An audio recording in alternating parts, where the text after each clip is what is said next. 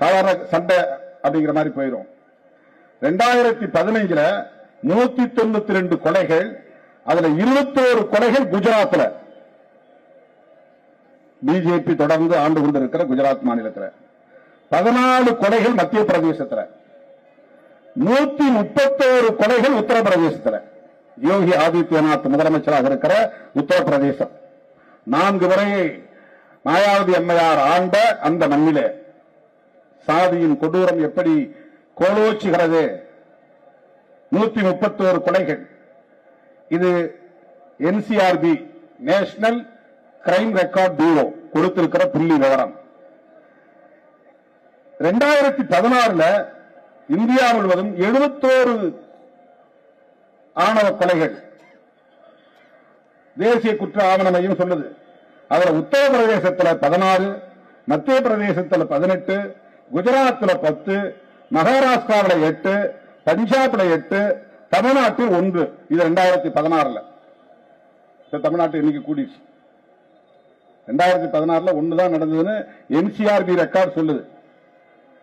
National crime record bureau. ஒவ்வொரு ஸ்டேட்லயும் crime record bureau இருக்கு. அந்த மாதிரி நேஷனல் கிரைம் ரெக்கார்ட் பியூரோ அதுல இருக்கிற டேட்டா சொல்லுது.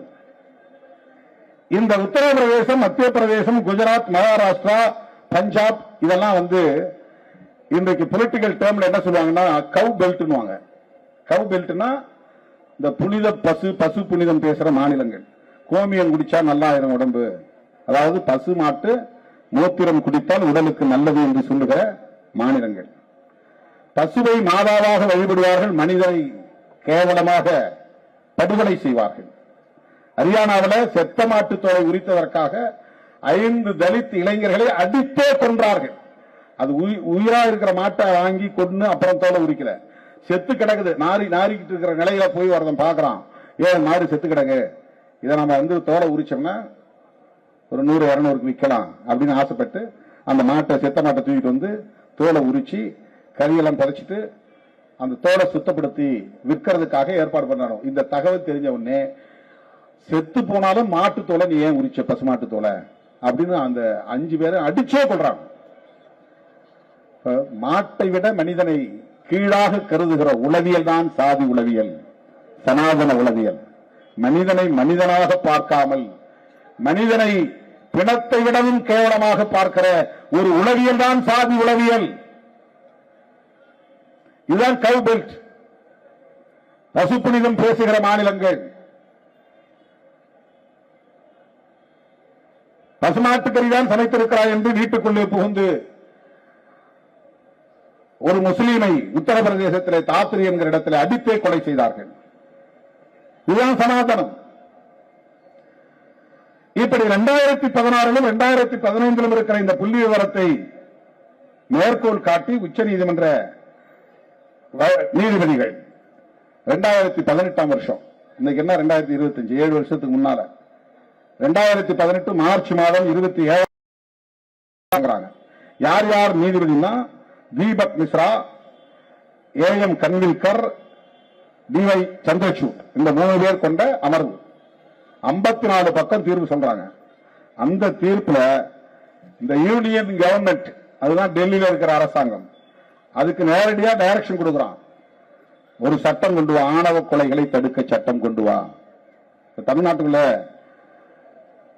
தமிழ்நாடு அரசையை கூட, நம்முடைய முதலமைச்சரை கூட ஏற்கனவே இருக்கிற ஐபிசி என்கிற பிஎன்எஸ் சட்டமே இந்த வழக்குகளை எதிர்கொள்ள போதுமானது என்று வல்லுநர்கள் கூறுகிறார்கள் என்ற கருத்தை கொண்டிருக்கிறார்.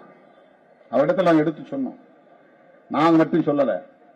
அப்படி ஒரு சட்டம் இருந்தாலும் கூட புதிய சட்டம் இயற்ற வேண்டும் என்று சுப்ரீம் கோர்ட் 3 பேர் கொண்ட பெஞ்ச், தீபக் மிஸ்ரா, கன்வில்கர், சந்திரசூட் 3 பேர் கொண்ட அமர்வு 2018 மார்ச் மாதம் 27 தீர்ப்பு வழங்கியிருக்கிறது. நேரடியாக ஒன்றிய அரசுக்கு ஆணையிட்டு இருக்கிறது, சீக்கிரம் சட்டம் கொண்டு வரான்னு. அவங்க எந்த அடிப்படையில் சட்டம், அவங்களுக்கு தெரியாதா? ஏற்கனவே ஐபிசி இருக்கிறது இருக்கு. ஏற்கனவே ஐபிசி இருந்தாலும் ஏன் பிரிவென்ஷன் ஆஃப் அட்ராசிட்டிஸ் ஆக்ட் வந்தது? பிரிவென்ஷன் ஆஃப் அட்ராசிட்டிஸ் ஆக்ட்ல என்ன குற்றங்கள்?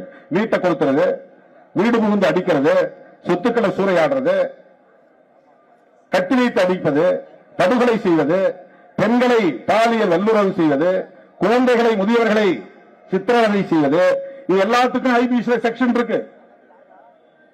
ஆனாலும் பிரிவென்ஷன் ஆஃப் அட்ராசிட்டிஸ் ஆக்ட் தனி சட்டம் நிறைவேற்றப்படுவதற்கான தேவை இருந்தது, நிறைவேற்றியிருக்கிறது ஒன்றிய அரசு. பெண்களுக்கு எதிரான குற்றங்கள் பல குற்றங்கள் இருக்கு. டொமஸ்டிக் வயலன்ஸ் அதுக்கு தனி சட்டம் இருக்குது.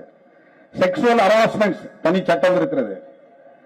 டீசிங் கிண்டல் பண்றான், பின்னாலே தொடர்ந்து போறான், கேலி செய்யறான், அதுக்கு தனி சட்டம் இருக்கு. பெண்கள் பாதுகாப்புக்கு ஐபிசி போதும் என்று ஏன் சொல்லவில்லை? ஐபிசி சட்டத்தின் மூலமாகவே பெண்களுக்கு எதிரான குற்றங்கள் விசாரிக்கப்பட முடியும். ஆனாலும் அந்த சட்டம் போதவில்லை, சிறப்பு சட்டம் தேவைப்படுகிறது என்று சிறப்பு சட்டம் கொண்டு வரப்பட்டிருக்கிறது. விமன் ஹராஸ்மெண்ட் அதுக்கு எதிரான சட்டம் இருக்கு. டொமஸ்டிக் வயலன்ஸ் டவுரி ஆக்ட் இருக்கு. கல்யாணம் ஆகி 7 வருஷத்துக்குள்ள ஒரு பெண் எந்த நிலையில் பாதிக்கப்பட்டாலும் டவுரி ஆங்கிள் விசாரிக்கணும் சட்டம் சொல்லுது. அவன் உடல் நலம் பாதிக்கப்பட்டு இறந்தா கூட உடனே ஆர்டிஓ வந்துருவாங்க, ஆர்டிஓ என்கொயரி. அவன் எப்படி செத்தா, ஏன் செத்தா, யாராவது டவுரி கேட்டீங்களா, அப்பாவை கூப்பிட்டு விசாரிக்கணும், அம்மாவை கூப்பிட்டு விசாரிக்கணும், அதாவது மாமனார் மாமியாரை கூப்பிட்டு விசாரிக்கணும், நாத்தனாவை கூப்பிட்டு விசாரிக்கணும், குழந்தையை கூப்பிட்டு விசாரிக்கணும். டவுரி சம்பந்தமான எந்த ஹராஸ்மெண்ட்ஸ் நடக்கலங்கிறத ரூல் அவுட் பண்ணாதான் அந்த பணத்தை எடுத்து அடக்கம் பண்ண முடியும். ஐபிசி இருந்தா அந்த சட்டம் அந்த இந்த விசாரணைகள் நடக்காது. ஒரு கேஸை போட்டு சாதாரணமான தாக்குதல், வன்முறை 307 அல்லது 302, 506 part 2 இதெல்லாம் போட்டுறாங்க. இப்ப பிஎன்எஸ்ல மாறி போச்சு அந்த செக்ஷன்லாம். இப்ப அது இல்ல, ஐபிசி இருந்தாலே அந்த செக்ஷன்ஸ். எனவே ஏற்கனவே ஐபிசி சட்டம் இருந்தாலும் பெண்களுக்கு எதிரான குற்றங்களை தடுப்பதற்கென்று சிறப்பு சட்டங்கள் இயற்றப்பட்டிருப்பதை போல ஏற்கனவே ஐபிசி சட்டங்கள் இருந்தாலும் கூட தலித் மக்களுக்கும் பழங்குடி மக்களுக்கும் பாதுகாப்பளிக்க வேண்டும், வன்கொடுமைகளை தடுக்க வேண்டும் என்பதற்காக தனி சட்டம் இயற்றப்பட்டிருப்பதை போல ஆணவ கொலைகளை தடுப்பதற்கு தனி சட்டம் வேண்டும் என்று உச்சநீதிமன்றம் சொல்லியிருக்கிறது. சட்ட ஆணையம் சொல்லியிருக்கிற லா கமிஷன் ஒரு பில்லை தயார் பண்ணி கொடுத்துட்டான். அந்த பில்லு இப்ப கொடுத்தாங்க. லா கமிஷன் அது இந்திய அரசாங்கத்தால் நியமிக்கப்பட்டிருக்கிற ஒரு லா கமிஷன். அவன் சொல்றான், அவன் ஒரு சட்டம், prohibition of unlawful assembly interference with the freedom of memorial alliances act. இது லா கமிஷன் மத்திய அரசாங்கத்துக்கு கொடுக்குறான். 2012 கொடுத்திருக்கான். இப்ப 13 வருஷம் ஆகுது. என்ன கொடுக்குறான், ஒரு பில்லே தயார் பண்ணி கொடுத்துட்டான். இதை நீ பாஸ் பண்ணியான்ற அவ்வளவுதான். இதுக்கு நீ தனியா ஒரு டீமை போட்டு தனியா பில்லு தயார் பண்ண வேண்டாம், நானே உனக்கு பில்லு கொடுத்துறேன். பில்லு கொடுத்துட்டான் 2012. அப்ப காங்கிரஸ் அரசாங்கம் இருந்துச்சு. 2014 இருந்தா பிஜேபி கவர்மெண்ட். அவங்களும் கண்டுக்கல, இவங்களும் கண்டுக்கல. இந்த பில் சட்ட மசோதா. அதே மாதிரி விமன் கமிஷன், மகளிர் ஆணையம், அவங்களும் தனியா ஒரு சட்டத்தை இயற்ற வேண்டும் என்ற பரிந்துரையை வழங்கியிருக்கிறார்கள்.